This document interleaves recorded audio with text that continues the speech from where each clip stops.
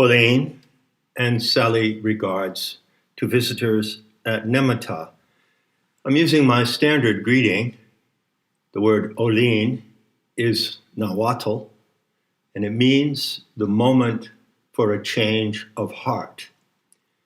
And the word Sally actually means vibrant or undulant.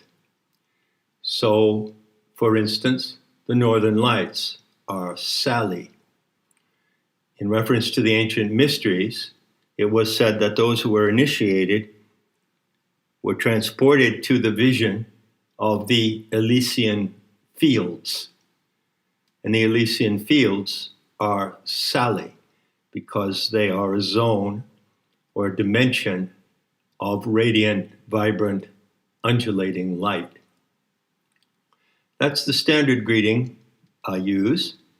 And I'm going to open this new set of talks on my channel with that greeting, in case you didn't know already what it means. So this is the first in a series of short previews of a talk in a unit, sometimes with text, that can be found on the visitors page of Nemeta. And in every case, if you log in with an email and a username, you can access the units on the visitors page completely free. The purpose of this talk is to explain why the message of Gnosis is transgressive and why you are, in fact, forbidden to know it. So, I'll begin with some simple points of language and grammar. Speech, both written and spoken, consists of two components: the words, the units of speech, and then the grammar, which is the system of constructing the words. Quite simply that.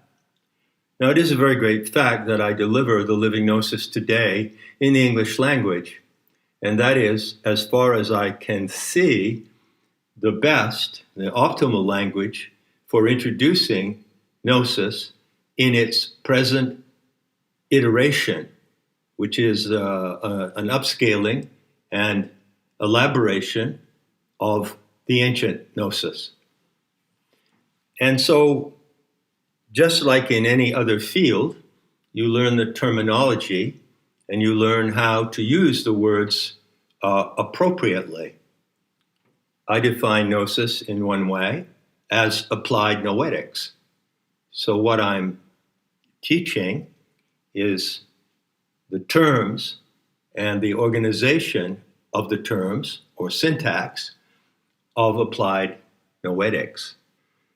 Now, of course, what I teach comes across primarily in language, both spoken and written, not to say that that is the only way I can teach, or not to say that that is the ultimate or best way to communicate.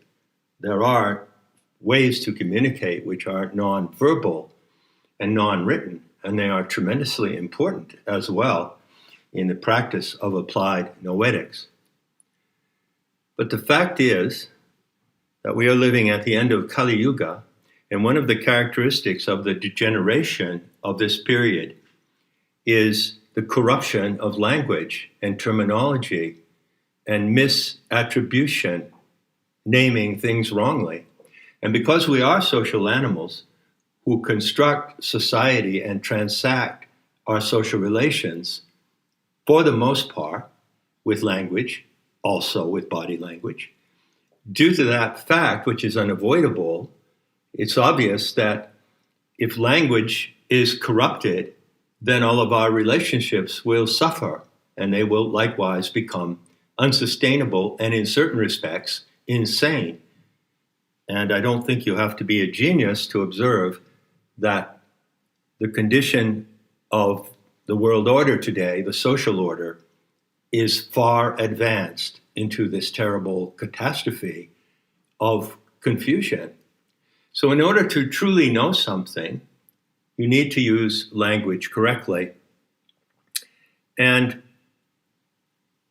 what I teach always relies on that basic assumption, as well as on my primary purpose, which is to teach you to use your mind in the way it is designed to work, and not against the way or contradictory to how it is designed to work. And you can compare that goal, that aim, to what we all learn in school when we learn grammar. Now, I don't know if this is done anymore, but when I was in high school, we learned to diagram sentences. Now, in the unit for this talk, in the visitor section of Nemeta, I provide an example of diagramming a sentence, and it may be new to you, and you might find it quite entertaining to see what that actually is.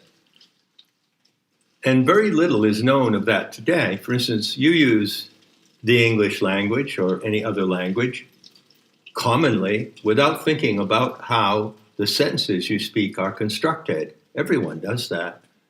So if I were to ask you, what is a noun? You could say, you know. What is a pronoun? What is an adjective? You know. What is an adverb? You'd probably know those things, maybe not. But what if I ask you, what is a gerund? Or what is a copula? Or what is an infinitive?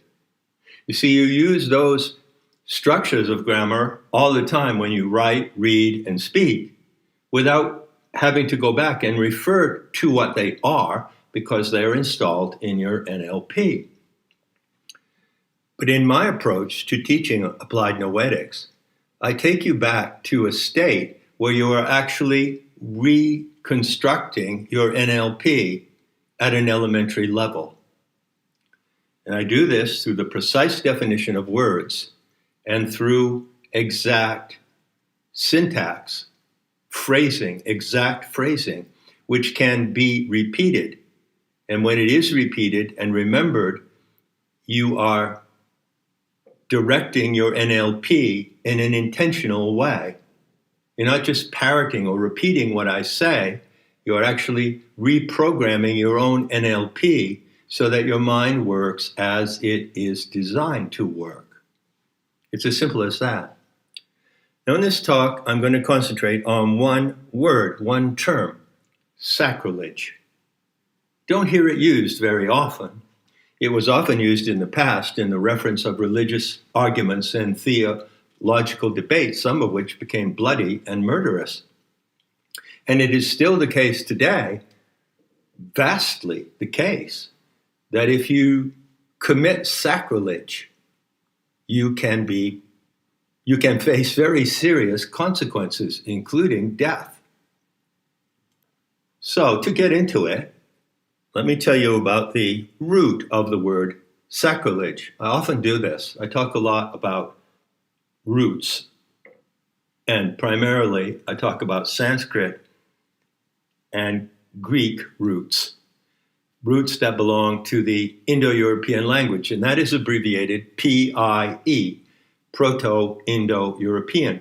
So the PIE root of sacrilege is the word shak, which is generally spelled S-A-K, but the S is pronounced with an H.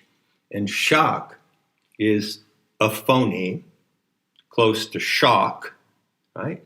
And shock, shock, right? It's a phoneme. And phonemes, by the way, are the sound units, the acoustical units that program your NLP. So shock means to have power or to exert power. And it is the basis of the word Shakti, which is the name from Hindu mysticism of the female or feminine divine power of the entire universe. So if you consider, and I invite you to consider, that reality as you know it is a materially real, three-dimensional film in which you are an actor and participant, not just a spectator. And this world display, which is called in Sanskrit Vishvarupa, this display of the world is driven by Shakti and supported by Shakti at every moment. So, for instance, suppose you're sitting at a table looking at a vase of flowers. Shakti is the operative materializing power that produces that vase of flowers, produces those flowers out of the body of nature, and at the same time, Shakti is what gives you the power to perceive those flowers, as well as the power to create the vase in which they are placed. So for the remainder of this talk, proceed to the visitors page, scroll down to the panel that shows the units, and click on the title Sacrilege, and that brings you to a page with the remainder of this talk, as well as some written text and illustrations.